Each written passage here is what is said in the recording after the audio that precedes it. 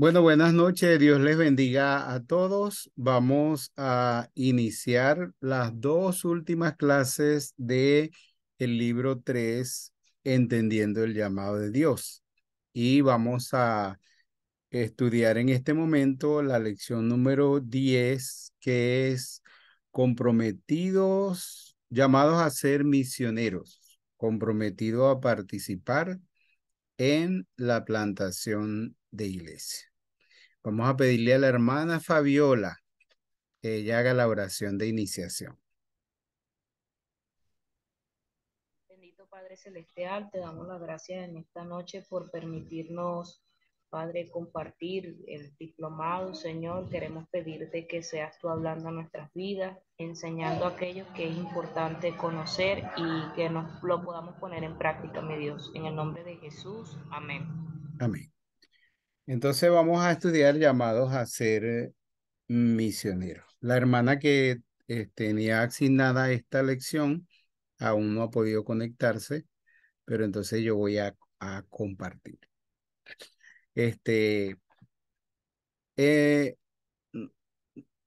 Hace muchos años se entendía como misionero, o los misioneros que nosotros conocíamos eran los americanos de la Junta Misionera Foránea que habían venido a Venezuela y estaban trabajando en la plantación de iglesias, en el seminario y en muchos proyectos en Venezuela y juntamente con la Obra Bautista Nacional. Eh, Luego surgieron los misioneros nacionales, que fueron los misioneros de la Junta de Misiones y Evangelización, en aquel tiempo JUME, que era un departamento de la Convención Nacional Bautista de Venezuela.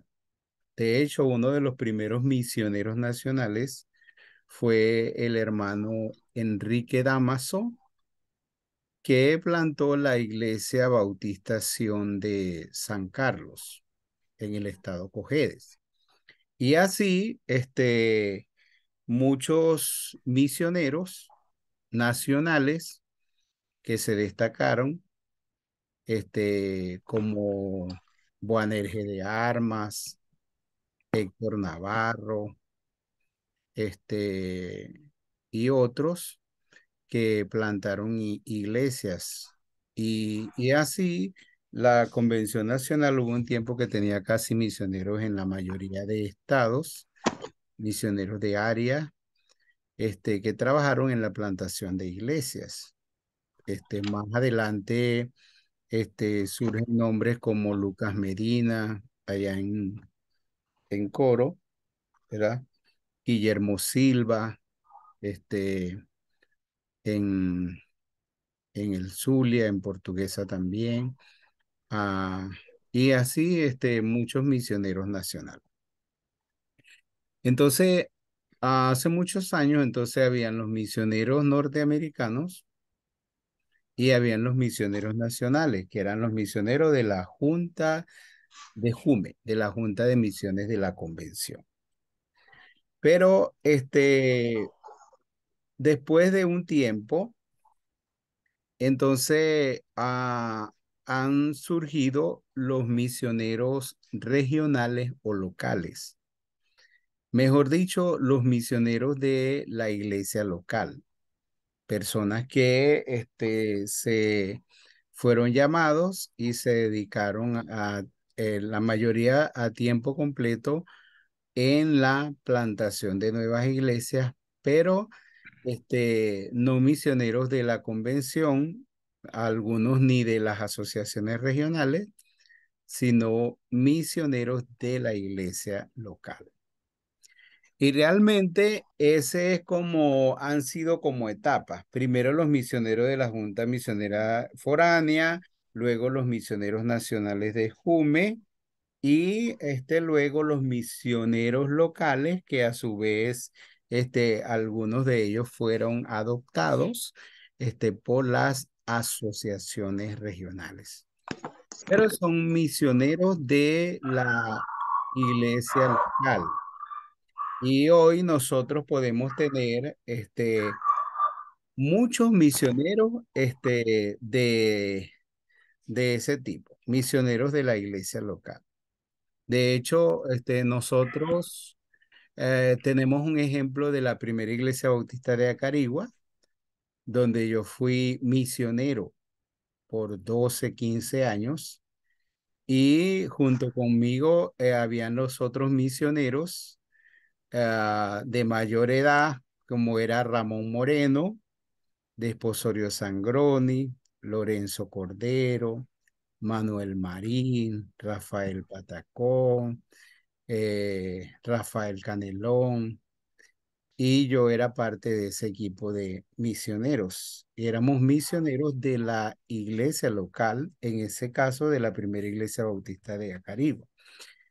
Y era casi una de las únicas. Habían otras, pero por ejemplo, únicas iglesias que no solamente tenía un misionero, sino que tenía 8 misioneros, como iglesia local. Y esa tendencia de tener misioneros en la iglesia local, la referencia más fuerte fue la primera iglesia bautista de Acarigua. Y luego muchas iglesias que fundó la primera de Acarigua, por ejemplo, la Central de Guanare tenía sus misioneros, la iglesia bautista Luz y Vida con Lorenzo Cordero tenían sus misioneros, la primera iglesia bautista de Turén con el pastor Ramón Moreno tenía sus misioneros, la Iglesia Bautista Central de Barquisimeto, donde yo soy pastor, teníamos y tenemos aún un grupo de misioneros, un equipo de misioneros. La Iglesia Bautista Central de San Felipe con el pastor Rafael Prado también tiene su equipo de misioneros, 7, 8 misioneros. Entonces son iglesias que no tienen un misionero, que tienen 3, 5, 7, 8, hasta más de 10 misioneros sostenidos por la iglesia local y que están trabajando tanto en las zonas misioneras locales como en la plantación de nuevas iglesias. Entonces, ese movimiento de tener misioneros en la iglesia local, teniendo estas referencias, quizás algunas otras referencias también a nivel nacional, entonces, han sido ejemplos para que otras iglesias también puedan tener, misioneros. Entonces, los pastores antes sabían que, o sea, pedían misioneros de la Junta Misionera de la Convención, pero entonces muchos no sabían, no creían, no habían desarrollado la estrategia ni tenían la visión de tener misioneros formados, nacidos y formados en su propia iglesia local. Pero ahora, ya eso no son iglesias excepción, sino que ahora hay muchas iglesias en todo el país que tienen sus misioneros y que sostienen sus misioneros. Algunos tienen el apoyo de las asociaciones regionales, otros de la dirección de misiones, pero muchas veces un apoyo mínimo. El apoyo más fuerte o la base fundamental, entonces, es el sostenimiento dado por la iglesia local. Entonces, hasta ahí, entonces, por eso nosotros desde la convención hicimos los canami o los campamentos de misioneros en el periodo donde estaba el pastor Carlos Rodríguez dirigiendo la dirección de misiones. Nosotros quisimos visibilizar todos esos misioneros que eran misioneros de la iglesia local y no estaban recibiendo ni apoyo económico de las asociaciones regionales ni de la Convención Nacional. Y fue sorprendente reunir 1,000 personas en esos campamentos. 800, 1000 personas, y ver personas que eran misioneros que estaban siendo sostenidos por la iglesia local y que nadie los conocía, pero ellos están trabajando en la plantación de nuevas iglesias. Pero a esta lección, entonces enseña que todos somos llamados a ser misioneros. Y el concepto de misionero, entonces, es aquel que propaga su fe religiosa entre las personas que profesan una fe diferente o ninguna fe. Entonces, el misionero es el que propaga su fe religiosa, ante otras personas que o profesan otra fe religiosa, o como si son católicos, testigos de Jehová o cualquier otra religión, o no tienen ninguna religión. Entonces, misionero, en otras palabras, ese concepto lo que implica es que misionero es el que cumple la gran comisión. Ese es el misionero, el que cumple la misión del Señor. ¿Y cuál es la misión del Señor? Ir y hacer discípulos a todas las naciones. O mientras vayan, hagan discípulos en todas las naciones. Entonces ya nos sacamos de la mente que el misionero es el que tiene que irse a otro país, el que tiene que irse a otra cultura, sino el que propaga su fe, el que da testimonio de su fe.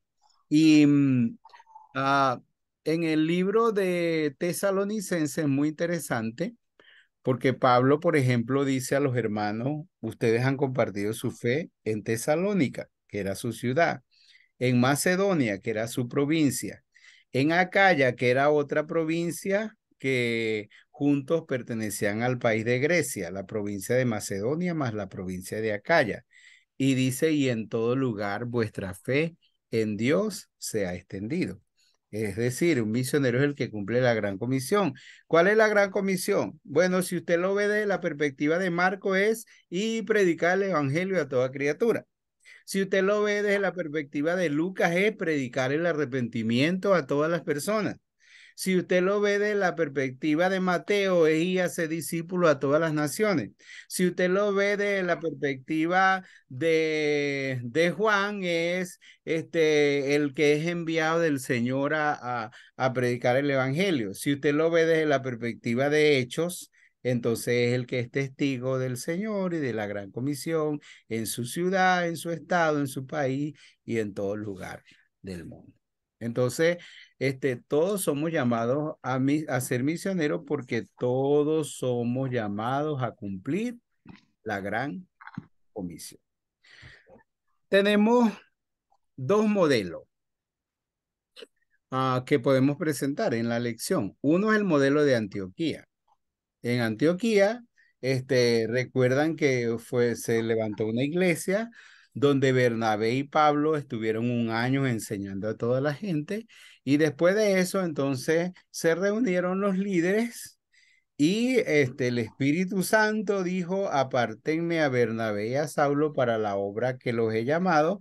Y la iglesia de Antioquía entonces envió a Pablo y a Bernabé como misioneros para llevar el evangelio al mundo entero y para plantar iglesias en todo el mundo. Entonces ellos eran misioneros enviados por una iglesia local que de alguna manera asumió una responsabilidad de orar por ellos, proveer algún tipo de recurso y de hecho cuando Pablo y Bernabé llegaron, ellos regresaron a Antioquía y dieron cuenta del ministerio que ellos habían desarrollado. Pero está el modelo de Tesalónica, que es el que les dije. Entonces ahí no enviaron a Pablo y a Bernabé, a Silas, a Timoteo, sino que todos los creyentes. Entonces cuando Pablo dice, todo el mundo cuenta la manera como ustedes se convirtieron de los ídolos a Dios para servir al Dios vivo y verdadero. Su fe en el Señor se ha extendido desde Macedonia, Acaya y en todo lugar. Su fe se ha extendido de manera que nosotros hemos llegado al lugar y no teníamos que hablar nada porque ya la gente daba testimonio o había escuchado el testimonio de ustedes. Pablo no se estaba refiriendo a una persona, a una pareja misionera, sino que se estaba refiriendo a la iglesia en general. ¿Ok? Entonces, nosotros, es muy importante enseñar. Sí, hay misioneros plantadores, hay misioneros que se dedican a tiempo completo a la obra del ministerio, pero este, todos somos llamados a ser misioneros y la idea es que la iglesia tenga misioneros dedicados al tiempo completo sostenido por la iglesia, moral, espiritual, económicamente, y que todos cumplan la gran comisión. Entonces, todos participen en la obra misionera. Este, es muy importante, nosotros, en esa parte de llamado a ser misionero, ah, nosotros, la iglesia debe ser una iglesia misionera que cumple la gran comisión. Y cuando una iglesia es misionera, se conoce como una iglesia que uno de los aspectos más fuertes en la parte de ser misionero es la plantación de nuevas iglesias. Porque como decía, el fruto de la obra misionera debe ser la plantación de nuevas iglesias. Claro, la plantación de nuevas iglesias, no es tan fácil. Que una iglesia plante otra iglesia no es tan fácil. Y no es tan fácil porque la gente muchas veces, algunos no tienen esa visión. Algunos dicen, como piensan, Hermano, ya hay suficiente iglesia y lo que tenemos que hacer es, ya va que se me cambió algo por aquí. Bueno, ya hay suficiente iglesia y lo que tenemos que hacer es animar las iglesias. Ah, ya va que estoy teniendo un problema aquí. Entonces, que ya para qué vamos a plantar más iglesias. Ya hay suficientes iglesias en las ciudades. Algunos pueden pensar así. Otros, por ejemplo, dicen, hermano, si hay barreras en la plantación de iglesias. Algunos dicen, si vamos a plantar iglesias, vamos a perder líderes. Si vamos a plantar iglesia, vamos a perder recursos porque se nos van a ir 5 o 10 hermanos que daban sus diezmos, entonces los diezmos van a bajar. Y vamos a perder líderes, vamos a perder recursos, vamos a invertir demasiado tiempo y entonces eso no es, eso no, o sea, no es lo que tenemos. Igual no tenemos. Ahí sí, ahí somos muy bíblicos. Decimos, la mies es mucha y los obreros pocos. No tenemos obreros, hermano, para, para plantar nuevas iglesias. Pero las iglesias deben tener una visión misionera y las iglesias deben tener esa visión de plantar nuevas iglesias. Nosotros plantamos iglesia en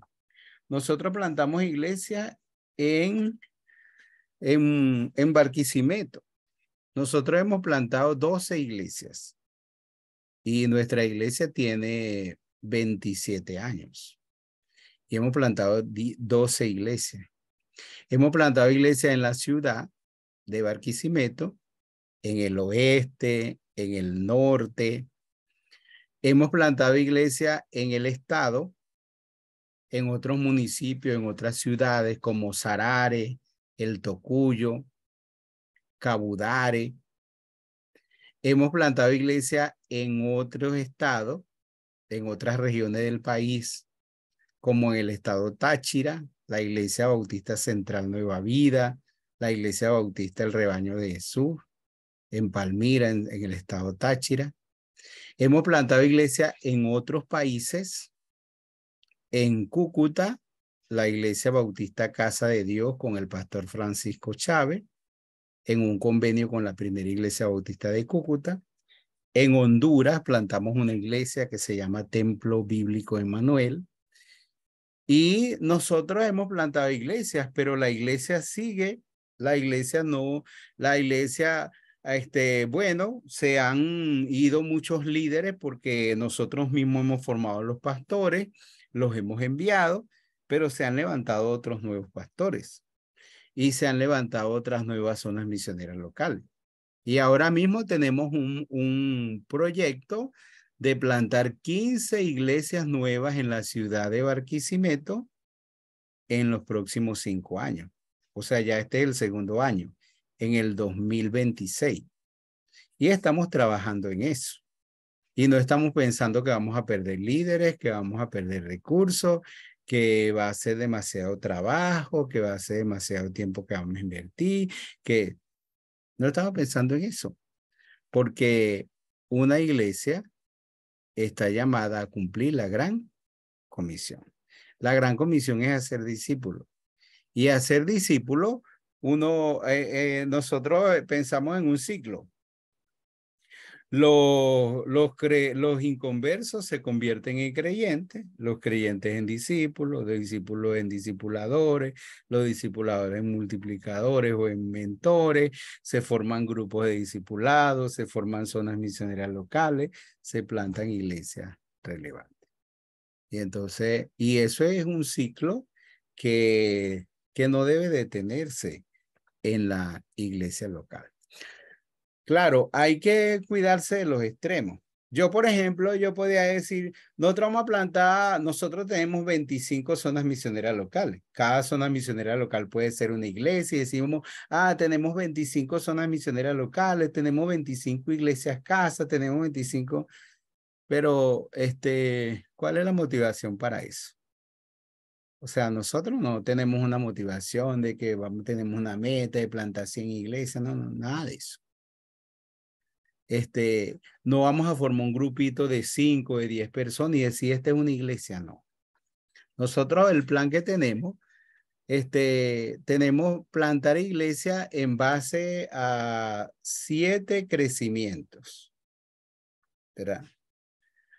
No lo voy a detallar, pero le voy a decir, uno es el crecimiento numérico. O sea, nosotros queremos plantar iglesias con por mínimo 50 miembros bautizados.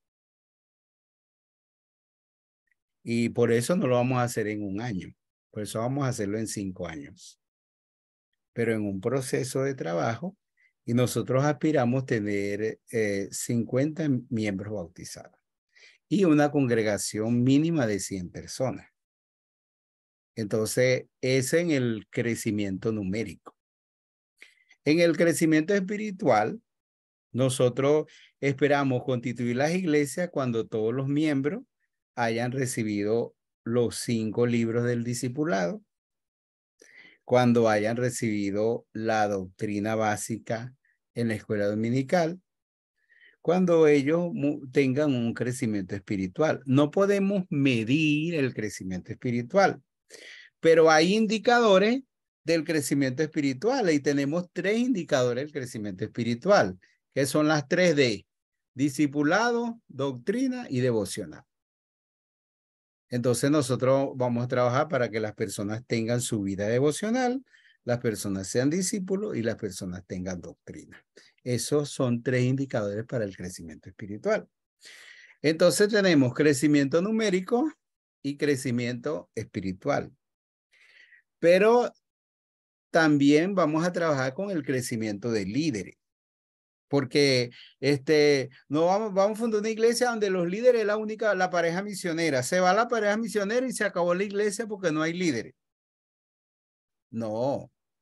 En ese crecimiento de líderes queremos establecer una iglesia ya con su unión de jóvenes y su líder de los jóvenes, ya con su unión de caballeros y su líder de los hombres, ya con su unión femenil desarrollada y su líder de las mujeres, ya con su escuela dominical y sus maestros de cada departamento, entonces la escuela dominical, las organizaciones auxiliares y un buen equipo de liderazgo de la iglesia. Entonces que la iglesia, se fue la familia pastoral o cualquiera, pero hay una gran cantidad de líderes en la iglesia. Entonces nosotros tenemos el crecimiento de líderes. El cuarto crecimiento es el crecimiento económico. No vamos a constituir una iglesia que no pueda sostener una pareja pastoral. No vamos a constituir una iglesia que no tenga, aunque sea un lugar donde reunirse. Y aspiramos tener y constituir una iglesia que tenga, aunque sea un terreno propio. Pero que los hermanos sean fieles diezmadores y que la iglesia tenga la capacidad tanto para sostener a sus pastores como más allá de eso.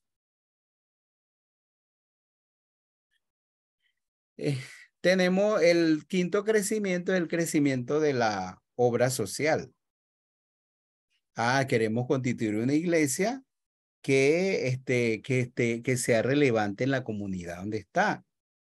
Queremos tener una iglesia que tenga proyectos de obra social, de emprendimiento, ¿verdad? Y queremos tener una iglesia que tenga crecimiento en la obra social, que impacte la comunidad y que tenga diferentes ministerios que atiendan las necesidades o que lleguen a las necesidades de la comunidad. Número 6, crecimiento misionero. Queremos constituir iglesia con una visión misionera. En ese crecimiento misionero, iglesias que tengan zonas misioneras locales. No iglesias que estén ahí metidas en su templo solamente. Bueno, imagínense, aquí se fue la luz. No iglesias que tengan, pero afortunadamente yo todavía tengo una hora de internet.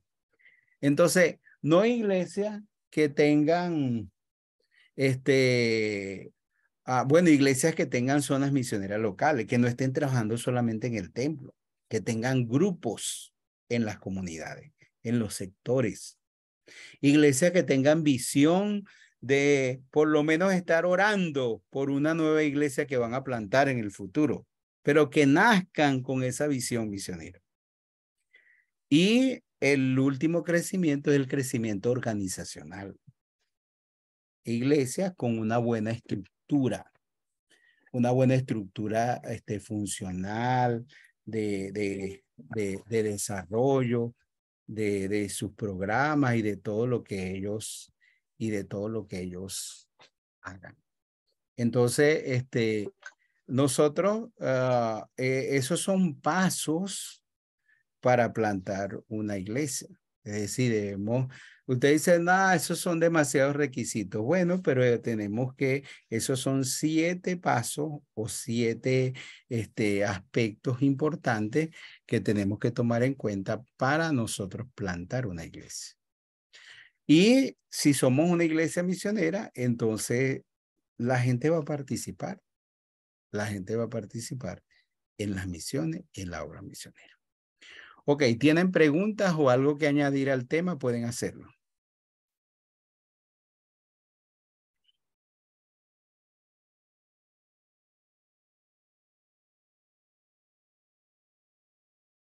No se queden mudos. Vamos a aprovechar el tiempo. Mire que ya se me fue la luz. Pastor, fíjese algo. Nosotros como iglesia en algún momento, si hubiésemos tenido como que un poco más de formación en el tema, como lo estamos viendo ahorita, creo que hubiésemos tenido mejor visión al querer hacer misiones, porque de verdad fueron muchas, viendo esto, o sea, logro ver dónde estuvieron las fallas para que eso no llegara a feliz término realmente. Ok. Y de verdad es una buena herramienta para uno tenerlo presente de ahora en adelante. Sí, nosotros estamos, yo tengo que terminar el libro este año. En septiembre, en el Congreso Discipulación, debemos presentar el libro, Plantación de Iglesias Discipuladoras. Entonces, ya el libro está como en el 75%. Solamente falta un 25%, pero tiene todos estos elementos escritos, desarrollados. O sea, lo que nosotros vamos a hacer en 5 años, estamos escribiéndolo y lo vamos y lo estamos implementando. Y sabemos que eso puede ser de ayuda, orientación y referencia para otras iglesias. Ok, ¿quién más quiere participar?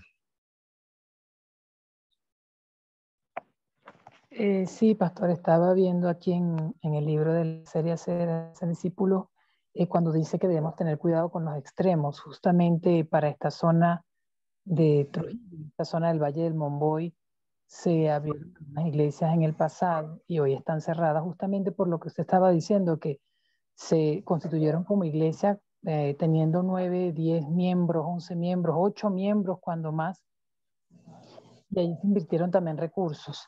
Y ahorita pues uno ve eso con mucha tristeza porque claro, quieres ayudar como misionera y ya es bastante el trabajo que uno tiene y uno le da tristeza pues que esas cosas sucedan justamente por no saber eso, toda esa información que usted nos está dando. Y enhorabuena llega a mí porque yo tengo 4 años acá en la iglesia donde estoy aquí en Carorita y ahorita nos estamos movilizando con un grupo de líderes, de los discipuladores, para una zona misionera, pues que está cerca acá, una comunidad que se llama San Pedro. Y enhorabuena, llega esta información, llega todo este contenido para nosotros, porque nos prepara pues, para hacer algo que de verdad permanezca. Eso. Sí, porque a veces la gente piensa que, bueno, si aquí hay un grupo de 10, de 20 personas que se están congregando y todo eso y hacen el culto y cantan y predican y recogen ofrendas y todo, la gente dice, esta es una iglesia, ya esta es una iglesia. Pero entonces no entienden que la iglesia es mucho más que eso y debe tener una buena organización. Y en esa parte del crecimiento organizacional es muy importante. Usted puede tener 20, 50 y hasta 100 personas en un mes y 2 meses y 3 meses, pero ¿qué le garantiza que eso va a permanecer? Yo he visto grupos así y luego quedaron en nada. Entonces, es bueno hacer un trabajo bien organizado y que quede para el futuro. Que mañana no tengamos que ir a recoger la ruina, que nos pasa a todos. Exacto. Sí, definitivamente plantar iglesia requiere de formación, hacer una formación sólida, porque es que eso lo podemos ver hasta dentro de las mismas iglesias cuando hacemos campañas evangelísticas, tiempos evangelísticos. No todas las personas que en ese tiempo asisten o reciben al Señor o atienden al llamado, se comprometen a la formación. Algunos desde el llegar se comienzan a formar y son firmes y fieles, pero hay quienes no, empiezan a titubear o no van, entonces no, uno ve que el resultado de los que se forman quedan y se convierten en líderes. Lo mismo tiene que ser cuando estamos en la plantación de iglesia, pues tiene que haber una formación estructurada para eso, para dar una seguridad de una obra a continuidad, una obra que permanezca y no como lo que se está comentando, pues que sean obras pasajeras que después queden ahí solas, pues ese lugar que se tomó para constituir iglesia. Sí, Y lo otro que creo que hoy en día a veces siento, lo puedo decir por nosotros como iglesia, que ya tenemos, ahorita analizábamos que tenemos hace 17 años que no constituimos iglesias. La última fue la de Boquerón, y ahorita que estamos en el aniversario, vimos como todo ese espacio, sin nosotros, no que no estuviéramos trabajando, pero no se ha plantado nuevas iglesias, pues. Y nos analizábamos qué ha pasado en este tiempo, si hemos tenido puntos misioneros, donde hemos trabajado, hubo uno donde trabajamos fuertemente durante mucho tiempo, y casi, o sea, constituimos misión, pero después eso, por cosas que pasaron, pues dejó de ser ese punto, y nos llevó a reflexión y analizarnos que habíamos dejado de hacer, y creo que un poco perdimos como iglesia esa visión misionera. De verdad que estuvimos recesivos en la visión misionera. Ok, bueno, qué bueno, ese es un paso adelante. Hace, como Jeremías dijo, parado en los caminos y mira, preguntar por las sendas antiguas cuál sea el buen camino y andar por él y hallaréis descanso para vuestras almas.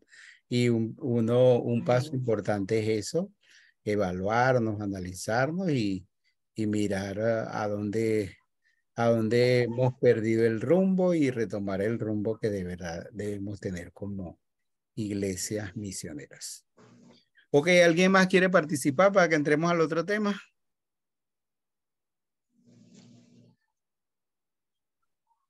A la 1, a las 2 y a las 3. Entramos al otro tema. Hermana Yasneira, es su tiempo. Amén. Entonces, así vemos la lección 11, llamados a ser mayordomos, en el compromiso que tenemos de sostener la obra de Dios como mayordomos. La primera vez que escuché la palabra mayordomía fue justamente en el mes de noviembre, en el mes de la mayordomía, y doy gracias a Dios porque cada año podemos celebrar ese tiempo, y en ese tiempo podemos recordar los motivos por los cuales ofrendamos, los motivos por los cuales damos para la obra de Dios. Así, para mí la mayordomía se convierte en un servicio integral, es un servicio completo de nosotros, los hijos de Dios, a la obra de Dios. Es reconocer que Jesucristo es el Señor de todo, es el Señor del cielo y de la tierra, es el Señor sobre lo material y sobre lo espiritual. Recuerdo aquí el Salmo 24 cuando dice: de Jehová es la tierra y su plenitud, el mundo y los que en él habitan. Me gusta la traducción, la Nueva Traducción Viviente, cuando dice que la tierra es del Señor y todo lo que hay en ella, el mundo y todos sus habitantes le pertenecen. Entonces, así entiendo que dado que la tierra es del Señor, no somos más que mayordomos, somos administradores. Entonces, el llamado pues es administrar los recursos que Dios nos da, colocándolo a disposición de su obra, de la obra del Señor. Esto responde a que lo que yo soy, lo que sé, lo que tengo, debe ser rendido, debo rendirlo a mi Padre Celestial para la extensión del reino acá en la tierra. De manera pues que somos primero responsables de administrar nuestro tiempo, fuerza, energía, talentos, dones, personalidad, recursos, dinero, posesiones, nuestra vida completa a la buena voluntad del Padre. Digo buena voluntad porque Santiago 1:17 dice que toda buena dádiva, todo don perfecto proviene de lo alto, y Dios ha sido bueno con nosotros y seguirá siendo bueno, siempre nos ha dado y siempre nos seguirá dando para que nosotros sigamos sosteniendo la cuerda, pues aportando para la obra, diezmando, ofrendando y dando. Y segundo, somos responsables de rendir lo que somos, lo que tenemos y lo que sabemos para la gloria de Dios. Y su gloria es que el mundo reconozca que Jesucristo es el Señor. También aquí en Filipenses 2:10-11 dice la palabra que allí debemos reconocer la autoridad de Jesús en toda nuestra vida como mayordomos. Debemos reconocer la autoridad de Jesús en toda nuestra vida, reconociendo que primero, y una forma de reconocerlo es rindiendo nuestros bienes y recursos a Jesús y a su iglesia. ¿Y por qué? Bueno, porque tercero, somos responsables del sostenimiento de la obra del Señor. La palabra de Dios dice en Mateo 24:14 que será predicado este evangelio en todo el mundo. También vemos en Marcos 16:15 que la palabra nos manda ir por todo el mundo y predicar el evangelio a toda criatura. Ahora bien, la pregunta que podemos hacernos es cómo hacemos para sostener la obra, cómo hacemos para que todo esto se dé, cómo hacemos para predicar el evangelio a toda persona. Pues sencillamente ofrendando para la obra misionera en este caso. Hay una pregunta, pastor, hermanos, que yo particularmente me he estado haciendo ahora que estoy en el discipulación, y me pregunto cómo se sostiene discipulación. Yo veo que ya llevamos las 3 campañas, la primera el hijo perdido, la segunda el ciego de nacimiento y ahora esta de Jesús y los 10 leprosos, y yo digo, Dios, son tratados coloridos, es un material de calidad, buena impresión. Los recursos con que se imprimieron para imprimirse la serie Ser Hacer Discípulo, que es también una gran literatura, la plataforma virtual, cómo se sostiene. Y entonces me pongo a pensar todo esto y yo digo, Dios, detrás de todo esto, de esta enorme inversión, Dios tuvo que mover buenos siervos fieles, gente apasionada por la obra. Así, de esta manera, en el libro de los Hechos, podemos apreciar en la iglesia primitiva que los creyentes no solamente se comprometieron en compartir su fe, sino también se comprometieron en dar para ayudar en el avance de la obra de Dios. Podemos ver en Hechos 4, del versículo 32 al 35, que vemos que los hermanos allí, ninguno consideraba suya ninguna de sus posesiones. Pues estos hermanos compartían todo lo que tenían una actitud de dar y de compartir. Creo que esa actitud fue la que inspiró en el 33 a los apóstoles a que con gran poder ellos daban testimonio de la resurrección del Señor, y dice que la gracia de Dios se derramaba abundantemente sobre todos ellos. El 34 es impresionante porque dice, pues no había ningún necesitado en la comunidad, o sea, no había pobreza en esa iglesia, porque quienes poseían casas y terrenos los vendían y llevaban el dinero de las ventas y lo entregaban a los apóstoles para que se distribuyera a cada uno según su necesidad.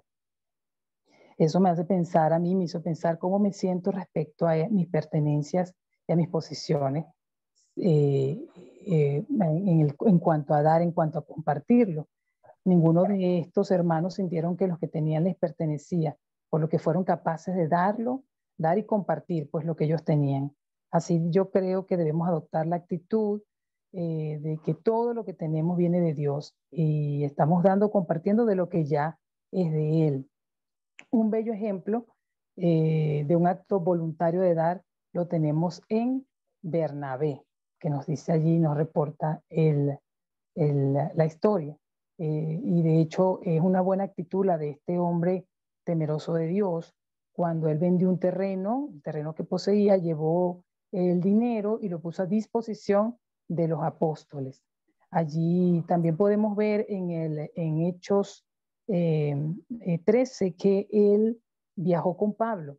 También allí vemos el trabajo que él hizo con Pablo, y ellos viajaron a Chipre y allí dedicaron su tiempo, su dinero, su esfuerzo, su talento para la extensión de la obra de Dios.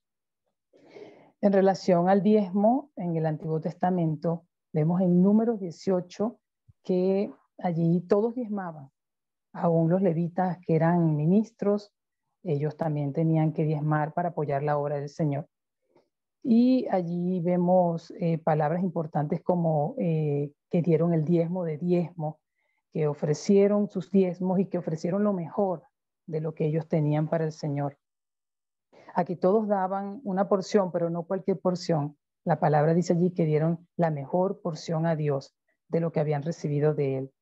De esta manera vemos cómo Dios estableció el sostenimiento de los sacerdotes y levitas.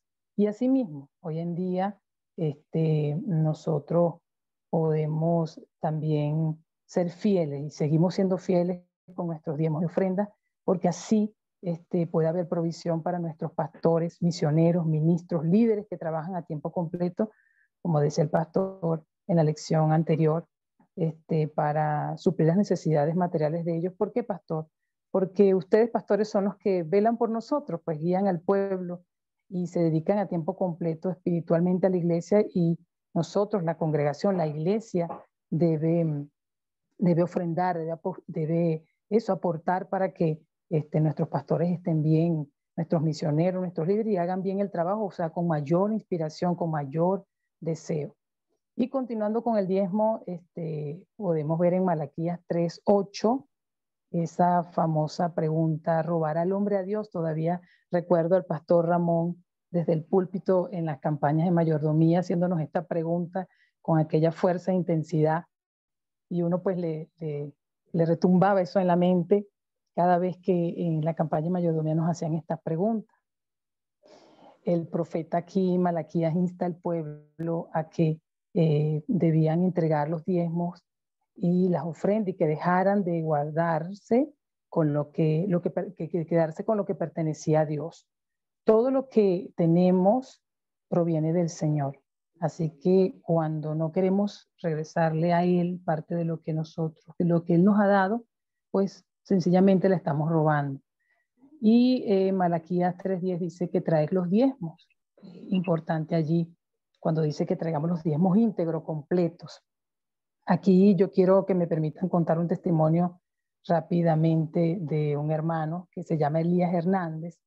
Este hermano me enseñó, hablando justamente, yo empezando en el Señor, hablando de los diezmos y la ofrenda, me enseñó acerca de la fidelidad de esta entrega. Cuando él tenía a su niño enfermo, él estaba iniciando una empresa, un negocio, un comercio, y por supuesto estaba iniciando, las ventas eran muy bajas, pero él siempre ha sido un hombre fiel a los diezmos y las ofrendas.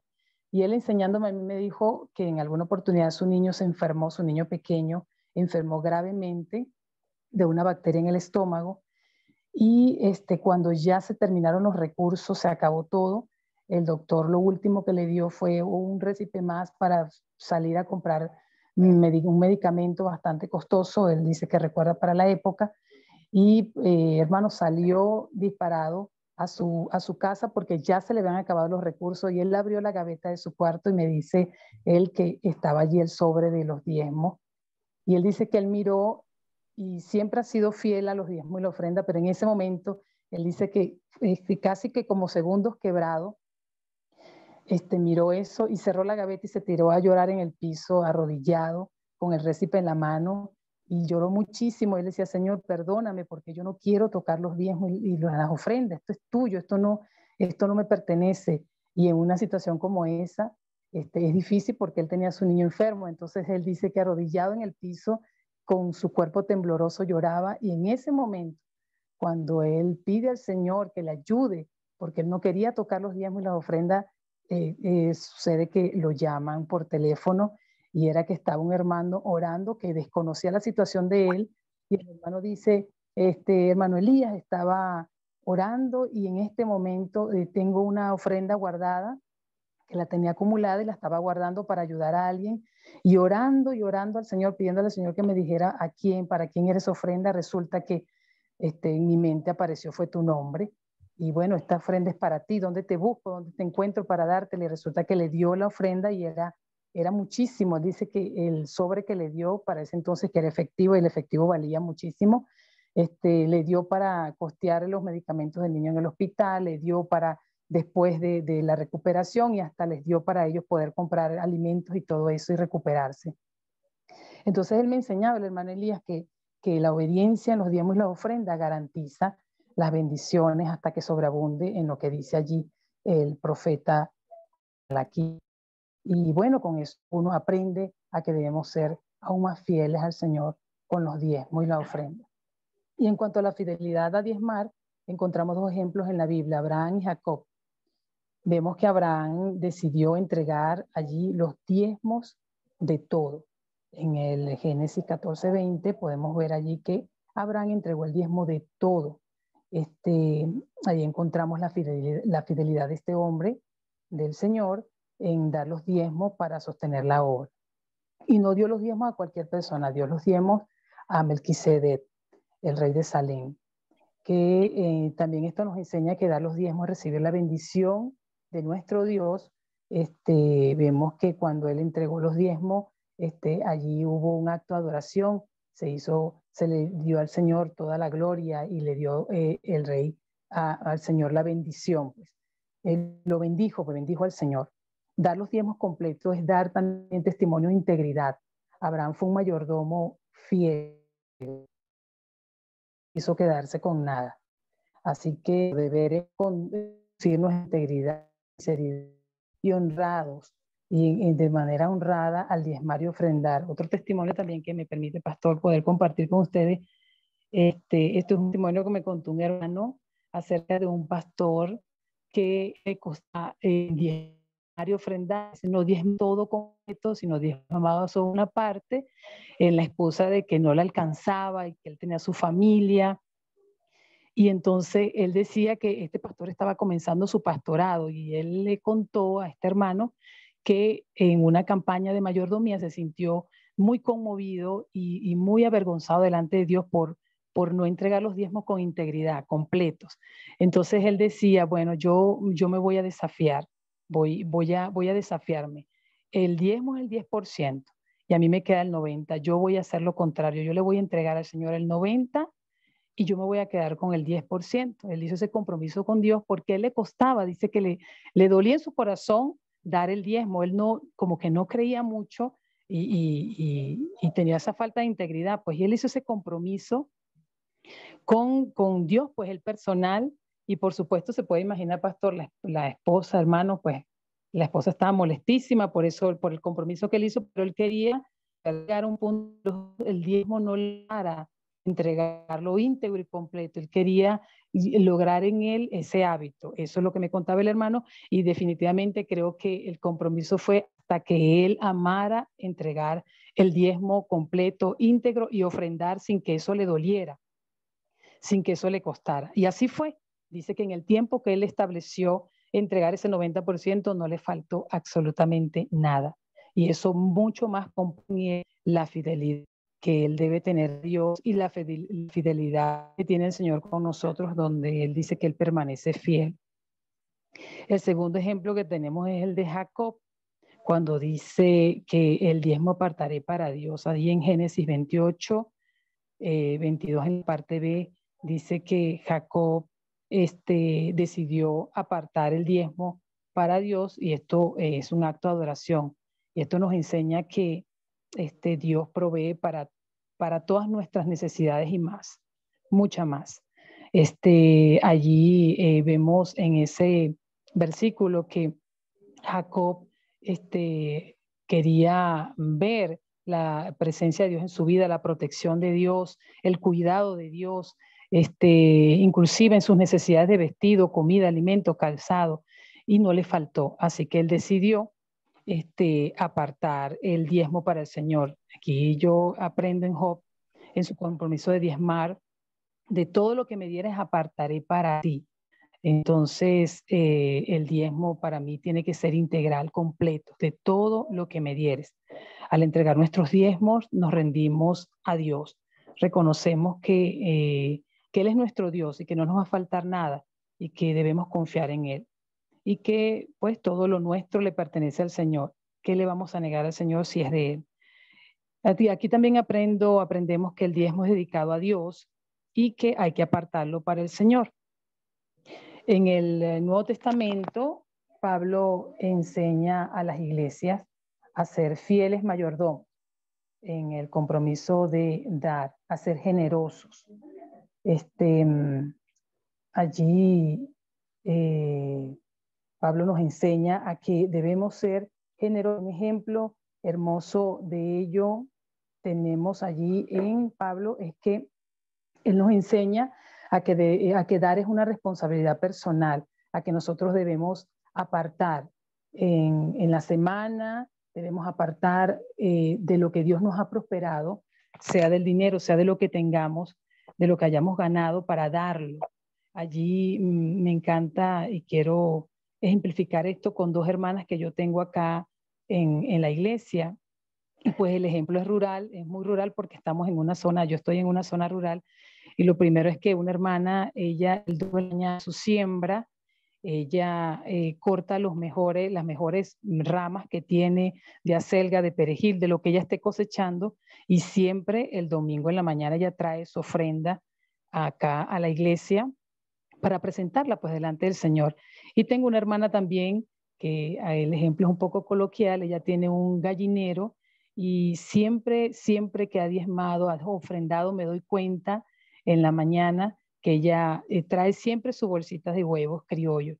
Y entonces a mí me parece un detalle tan hermoso, aunque es pequeño, humilde de esta hermana, de que ella saca los primeros frutos de su gallinero, pues de lo que dan sus gallinitas, y los trae acá a la ofrenda los domingos. Siempre, generalmente lo hace, yo siempre lo observo y me alegro porque ella, de su esfuerzo, de lo que tiene, de su humildad, pues ella trae para ofrendar, pues de lo que Dios le da en la semana. Entonces, también aprendemos con Pablo que dar es apartar para Dios lo que es para Dios.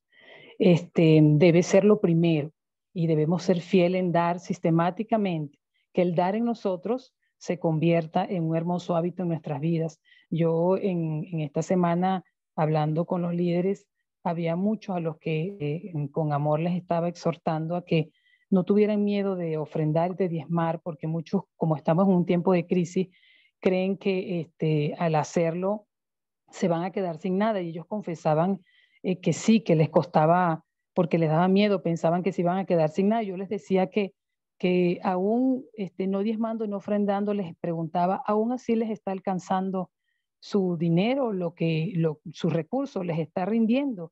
Y decían que no, les volvía como en sus manos como lo que llamamos como sal, pues sal y agua, sal y arena.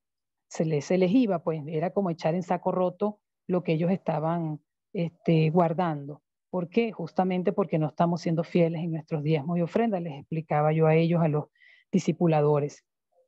Un ejemplo hermoso lo tenemos también en la iglesia de Macedonia, que es un mayor ejemplo de amor y generosidad. En 2 Corintios vemos allí en el capítulo 8 como Pablo allí habla del amor, del ejemplo de amor y generosidad de esta iglesia, cuando ellos dieron porque respondieron a la gracia que Dios les había dado. Los macedonios allí tuvieron una actitud de gratitud por haberles, porque ellos le predicaron el mensaje y creyeron. Y allí también se plantaron iglesias y ellos agradecidos respondieron dando con generosidad y dieron más allá de sus fuerzas. Dice así la palabra, dieron en medio de pruebas, estaban en medio de extrema pobreza, en medio de una prueba difícil para ellos, sin embargo dieron con desbordante alegría y rica generosidad. Cuando yo leo esto y lo medito en mi corazón, digo, Dios, ¿cómo se puede dar así?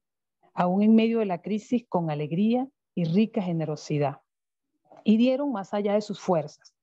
La generosidad de estas iglesias no solo abarcó para posibilidades, sino, o sea, para lo que era posible, sino que también fueron allá y lo hicieron también de una manera voluntaria. Nadie los coaccionó, nadie los manipuló, ni nada de eso para que ellos dieron voluntariamente de corazón.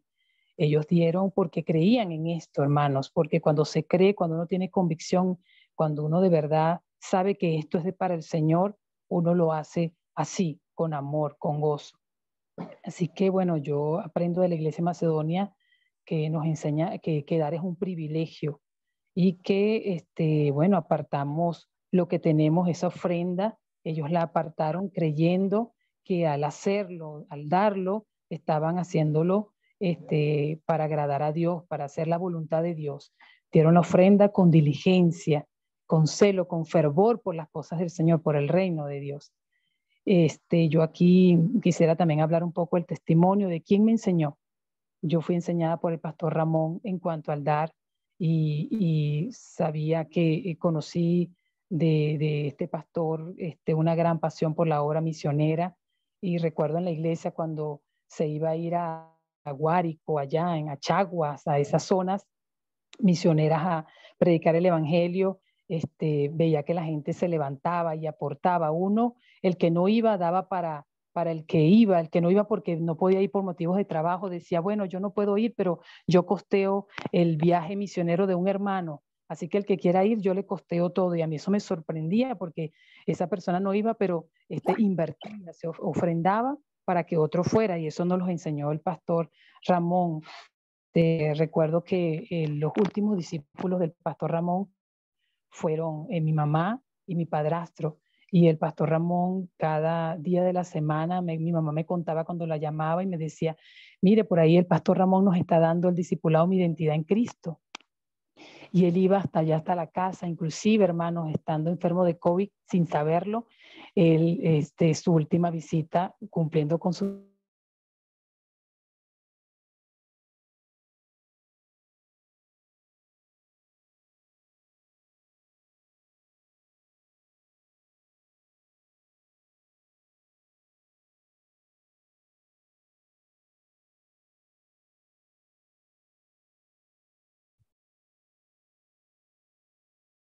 Creo que ya Neida se le colapsó el internet.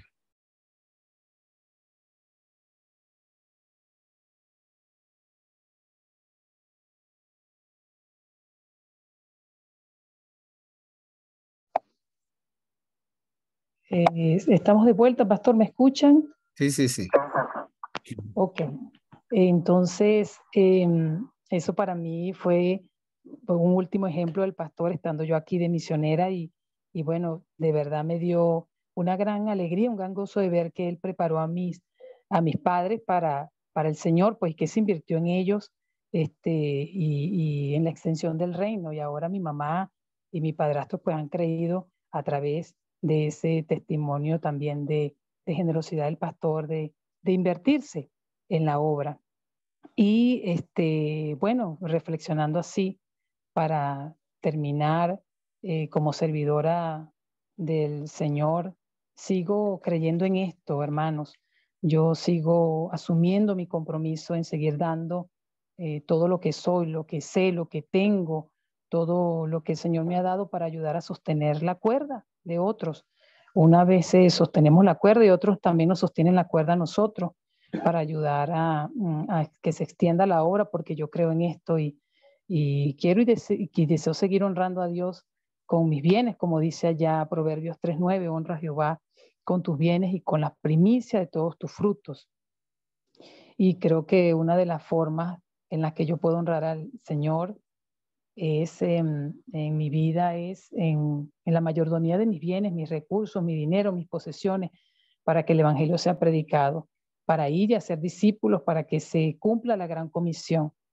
Pues todo lo que uno tiene ya sabe que le pertenece al Señor y de hecho es un principio, el principio cristológico, que es nuestro principio bautista, dice que el señorío de Cristo está en todas nuestras vidas. Entonces así debemos colocar todo a disposición de Cristo para que se extienda su obra hasta lo último de la tierra. Y para terminar, dos de verdad, esta frase que retumba en mi mente, pastor, de George Stiger, creo que se llama el autor que usted cita allí en el libro de la serie Ser ese discípulo, que él cita al doctor Herschel Hobbs cuando dice, haz que tu dinero llegue a ser inmortal. De verdad que esa frase me retumbó demasiado en mi mente y ha estado esta semana, y seguro va a ser una de las que voy a enseñar en la campaña en este año de mayordomía. Nuestro dinero tiene que trascender, tiene que tocar el cielo para que la obra misionera pueda extenderse hasta lo último de la tierra. Gracias, mis hermanos, por escucharme. Doy gracias a Dios por la oportunidad que me dan de compartir esta lección de comprometidos en sostener la obra misionera. Gracias, pastor. Gracias, hermana Neida, por su presentación. El pastor Ramón Moreno, que usted señala, da testimonio como éramos parte de un equipo de misioneros y el pastor que nos formó, nos enseñó que la obra no se detiene por falta de recursos y que nosotros mismos tenemos que darnos y entregarnos para la obra de Dios. Por eso Ramón nunca se detuvo para hacer la obra de Dios. Eso fue y es importante. Nosotros mismos, por ejemplo, cuando comenzamos este ministerio Discipulación, no lo comenzamos con un bolívar, ni con un bolívar, ni con un dólar. y muchas de las cosas que hacemos las hacemos sin recursos. Y cuando el Señor provee los recursos, hacemos, pero no dejamos de hacer las cosas. En el último viaje misionero que hicimos a Amazonas, no nos alcanzaba la gasolina. Y los hermanos de San Fernando de Apure nos dijeron, hermanos, no se confíen en Guárico, en Calabozo. En Calabozo usted no va a conseguir gasolina, ni nosotros mismos que estamos aquí en San Fernando, nunca hemos echado gasolina en Calabozo. Y no les voy a echar el cuento largo, pero en Calabozo, una mujer policía nos regaló 25 litros de gasolina para poder llegar a Maracay, surtir gasolina y llegar a Barquisimeto. Bueno, pero esas son otras historias. Pero en la Biblia, el apóstol Pablo dijo, gastaré de lo mío y yo mismo me gastaré por amor de ustedes. David, en el tiempo cuando estaba preparándose para construir el templo, dijo, por cuanto tengo mi afecto por la casa de Dios. Yo he atesorado, he apartado tanto y bueno, ahí está. Usted lee en Crónicas, creo que capítulo 29, va a ver todo lo que David entonces tenía preparado y dio de mi tesoro personal, porque porque el Señor es grande y la casa del Señor es grande. Entonces, tenemos ejemplos suficientes en la Biblia de hombres que entregaron su vida, su corazón, su tiempo, sus recursos y todo lo dieron para la obra del Señor. Yo tengo un gran testimonio de mi mamá. Mi mamá, en sus últimos años, que mi mamá ya no trabajaba, por decir, en sus últimos 20 años, mi mamá, el diezmo de ella era mayor que los profesionales de la iglesia. Y cuando era la ofrenda misionera o la ofrenda pro templo, la ofrenda de ella era mayor que las personas que tenían recursos en la iglesia. ¿Y saben por qué? Cuando ella murió hace 5 años, a mí mis hermanas me mostraron una libreta donde mi mamá registraba todo lo que sus hijos le daban. Esa libreta existe, tiene la fecha, tiene cuánto dinero le dieron y ella apartaba el 20%, era el diezmo que ella daba de todo lo que recibía de sus hijos. Y sus hijos que no eran cristianos en los últimos años, que eran los que estaban con ellas, sus hijos la ayudaban a hacer eso. Y ella fue un gran ejemplo de esa parte de darse al Señor. Y necesitamos hacer eso. Necesitamos cultivar esa generosidad en nuestras iglesias para la obra de Dios. A veces en nuestras iglesias no hacemos nada si no nos dan. Si el Ministerio de Finanzas no nos da, nosotros no aportamos nada de nosotros. Algunos tienen tienen esa formación. No pueden, la iglesia tiene que darle hasta la hojita que ellos van a usar, hasta el papel bond que ellos van a usar. Pero ellos, de su tesoro personal, si ellos van a hacer la obra de Dios, la iglesia tiene que poner todo. Y eso no es eso es bueno, pero eso no es lo mejor. Como dijo, bueno, ¿qué puedo decirle? Nosotros hacemos en las escuelas bíblicas de vacaciones, atendemos 1,200 niños en el mes de julio. Y tratamos de conseguir para la gente la merienda, parte de la merienda. Pero todo lo demás ellos lo hacen con papel de reciclaje o con cualquier otra cosa, pero de sus propios recursos. Y hemos tenido, por ejemplo, hoy estaba compartiendo con un hombre fiel de la iglesia, que la esposa de él estaba a cargo de una escuela bíblica de vacaciones en un barrio. Y ese año, el esposo estaba al cargo de una bodega, de un negocio. Y el esposo no era cristiano. Y toda la merienda de todos los niños, de los 50, 60 niños que ellos atendieron todos los días, toda la merienda la dio ese hombre. Bueno, él ahora es un fiel cristiano. Pero nosotros no podemos detenernos por nada, aún en medio de esta situación. Mire, nosotros estamos sufriendo en la iglesia porque no tenemos un salón para los jóvenes. El salón que tenemos para los jóvenes es en la azotea del templo, un árbol de mamón que es de la casa de al lado, que es lo que le da media sombra a 70, 80 jóvenes que se reúnen todos los domingos en la escuela dominical. Y no tenemos un salón para jóvenes. Y el salón de los niños no está en condiciones. Entonces nosotros dijimos, este año vamos a hacer el salón de los jóvenes y de los niños. ¿Y de dónde vamos a sacar el dinero? Entonces yo hice un plan, les presenté un plan a la iglesia. Y le dije, plan A, plan B, plan C, plan D y plan E. El plan A,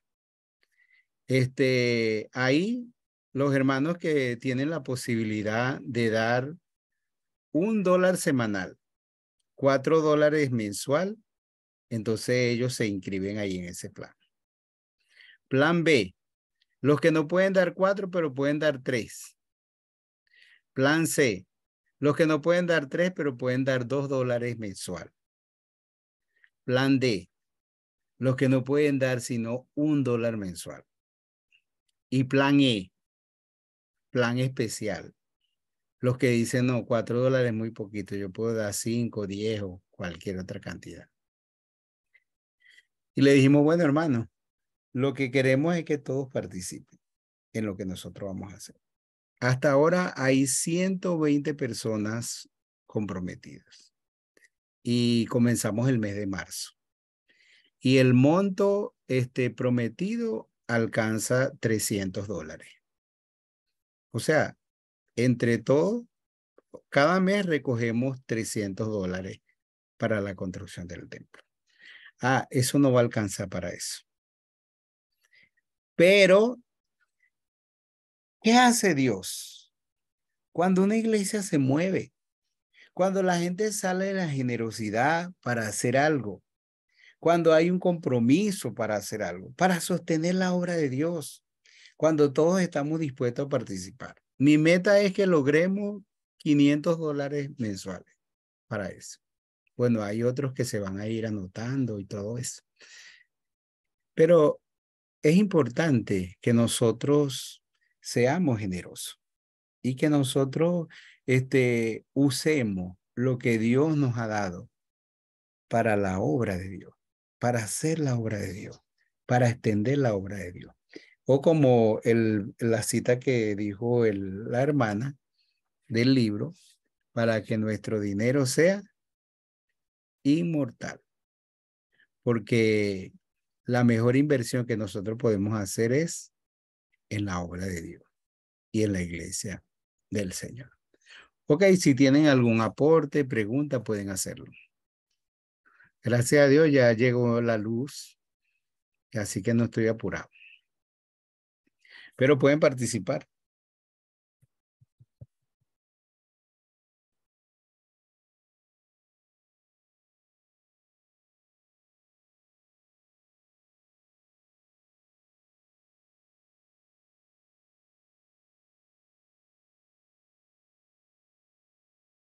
No dejen que se cumpla el minuto de silencio.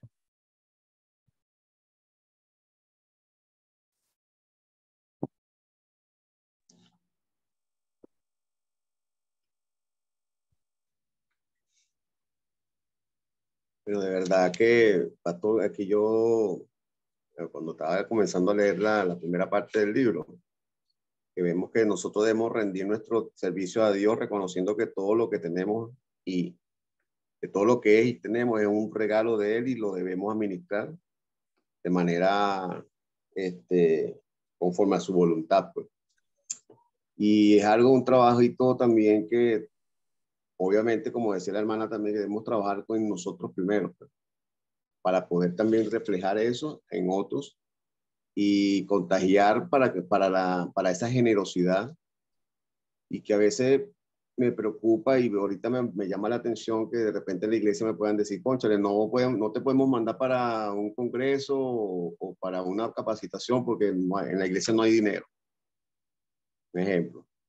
Pero siempre, siempre el Señor en su inmensa misericordia provee los medios e impulsa a que entre la coordinación o entre cada hermano se reúna el dinero para hacer este tipo de capacitación. Y que sobre todo no es tanto por la capacitación del hermano de la persona que vaya a asistir, sino más que todo es para la unión como miembros, como hijos de Dios y contribuir a la obra. Porque, o sea, si se va a capacitar es porque pues, eso va a contribuir para que la obra sea continua, pues. Y que nosotros como escuchaba a alguien estos días que decía que nosotros somos como líderes, como pastores de nuestra iglesia, somos los amigos del Señor que estamos cuidando a esa novia y que es la iglesia. Y debemos cuidarla. ¿Cómo vamos a cuidarla? Bueno, capacitándonos, preparándonos, siendo generosos, y creando un ambiente de armonía y de unidad, sobre todo. Y qué mejor, pero me llama mucho la atención también, como decía también en la parte en Hechos, cuando todos reunían y no había necesidad, pero nos cuesta tanto muchas veces, así como el testimonio que también daba la hermana de que el pastor tuvo que hacer ese convenio, pues se sintió esa necesidad, pero fue con el propósito de aprender, pues, y de poder dar también ese ejemplo y ese testimonio para edificación de su pueblo, de la congregación. Y es allí, o sea, y por lo menos de verdad que ahorita, repasando esta clase, o sea, repasando en el sentido de, el Señor me conmueve a seguir, a comenzar o a retomar, trabajar en función de esto, para motivar a otros hermanos incluso a nuestros discípulos también, y le enseñando la importancia que es la generosidad y comprometerse para cubrir lo que Dios nos manda para cubrir su obra, perdón. Entonces, bueno, de verdad que es muy importante esta parte de establecer ese compromiso de sostener la obra de Dios para glorificar su nombre. Gracias, Ángel. Qué bueno que esa parte, bueno, ese es algo que, como dijiste, necesitamos trabajar en nosotros mismos y tener ese compromiso para sostener la obra del Señor. Porque la hermana mencionaba lo de Bernabé, y Bernabé fue un gran ejemplo, porque cuando había necesidad en la iglesia de recursos, él fue el primero que vendió toda su propiedad y sus bienes y lo puso a los pies de los apóstoles. Y él fue un misionero. Entonces, muchas veces nosotros decimos, no, pero es que yo estoy dando mi tiempo como misionero, yo estoy dando mi tiempo como pastor. Entonces, eso me exonera a dar mis propios recursos. Pero no, nosotros mismos como pastores, como misioneros, debemos ser los primeros en el ejemplo de la generosidad y del dar, y no limitarnos a que yo doy el tiempo y doy mis capacidades, pero mis recursos, no, es otra cosa. Yo conozco una iglesia que, se levantó en contra del pastor porque el pastor nunca diezmaba. Y el pastor nunca diezmaba. Y él no diezmaba porque seguramente él decía, pero si yo estoy dando todo para la obra de Dios, pero él no estaba haciendo lo correcto, porque nosotros somos ejemplos para eso. Ok, ¿alguien más quiere participar?